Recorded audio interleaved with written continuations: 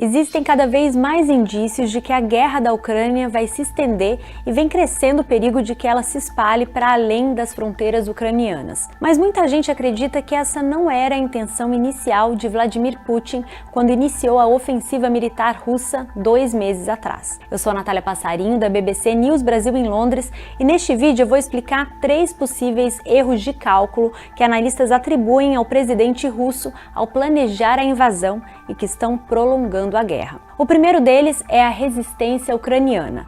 A Rússia invadiu a Ucrânia por vários pontos diferentes a partir de 24 de fevereiro e em questão de horas, suas tropas já estavam posicionadas ao redor da capital, Kiev. Havia a possibilidade de a cidade ser tomada pelos russos em questão de dias. Não foi o que aconteceu. Pessoas que acompanham os passos do Kremlin afirmam que a Rússia não estava preparada para uma reação militar mais dura por parte da Ucrânia, como tem sido até agora. Tanto que a Rússia acabou retirando a maior parte das tropas dos arredores de Kiev e passou a concentrar sua força militar na região leste da Ucrânia, a área conhecida como Donbass. Ali o conflito tem se tornado cada vez mais sangrento e cidades inteiras estão sendo totalmente devastadas. Mas, segundo o correspondente de assuntos diplomáticos da BBC, Paul Adams, a resistência ucraniana também tem sido dura por lá, forçando a Rússia a enviar cada vez mais tropas. O professor Boris Kormich, chefe do Departamento Legal da Universidade de Odessa, na Ucrânia,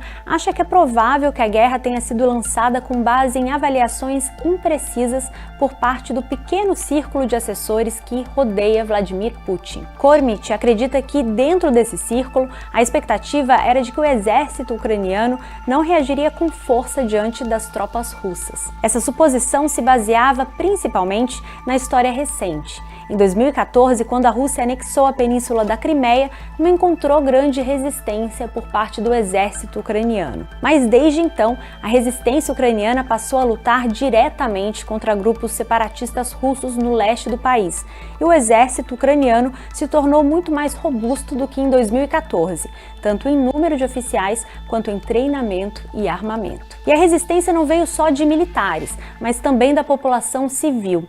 Milhares de voluntários se alistaram no exército depois de uma convocação do presidente Volodymyr Zelensky para defender o território ucraniano. Isso também não estava nos cálculos russos, afirma o acadêmico britânico Taras Kuzil, pesquisador de política e segurança na Ucrânia. Ele afirma que o Kremlin achava que muitos ucranianos veriam com bons olhos a chegada do exército russo e que apoiariam a Rússia em sua tentativa de liberar a Ucrânia da influência ocidental.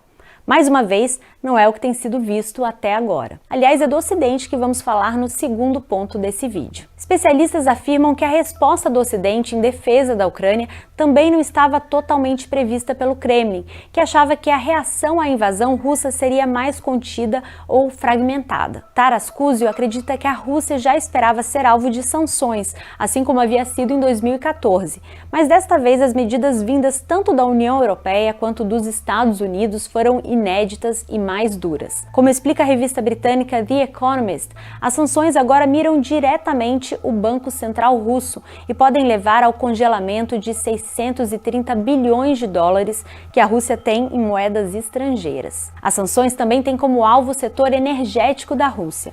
Mas nesse ponto, Vladimir Putin tem uma importante carta na manga.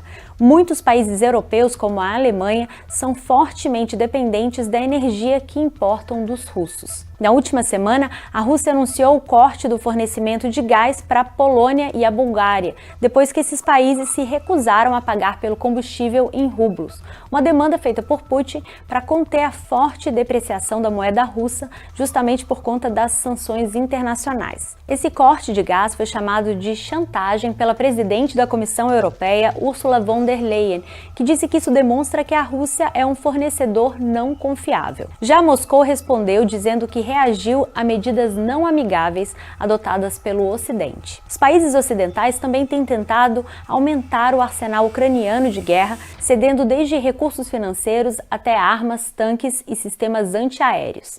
Até abril, mais de 30 países tinham fornecido ajuda militar à Ucrânia, incluindo 1 bilhão de euros dado pela União Europeia e 1 bilhão e 700 milhões de dólares dados pelos Estados Unidos. Países ocidentais se comprometeram a aumentar essa ajuda e o presidente americano Joe Biden pediu ao Congresso a aprovação de um pacote de 33 bilhões de dólares à Ucrânia, incluindo apoio militar. Em reação a isso, Vladimir Putin disse que qualquer país que intervenha na Ucrânia vai enfrentar uma resposta russa na velocidade da luz. Putin tem feito diversas demonstrações de força do seu arsenal nuclear, o que reforça os temores de que a guerra se prolongue e, o que é ainda pior, cresça e se espalhe para além das fronteiras ucranianas, envolvendo diretamente mais países. A secretária de Relações Exteriores do Reino Unido, Liz Truss, afirmou que o conflito ucraniano corre o risco de se estender por vários anos por causa da força militar russa. Mas Putin tem um obstáculo importante,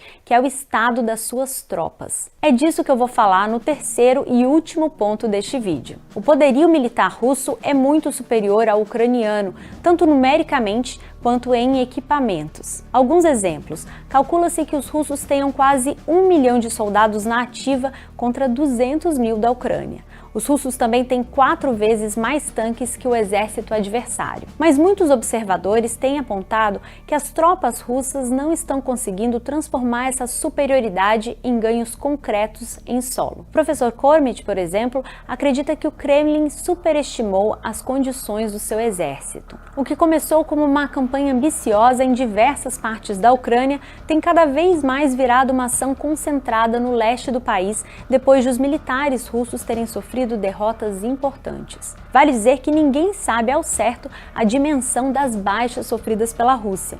Faz um mês que o país deixou de divulgar publicamente o número de soldados mortos e feridos. Mas há admissões dentro do próprio governo de que esse número é significativo. Para além da pressão popular que isso pode criar, deve haver uma dificuldade em repor as perdas, segundo um relatório do Instituto para Estudos da Guerra sobre o estado do exército russo, publicado em março de 2022.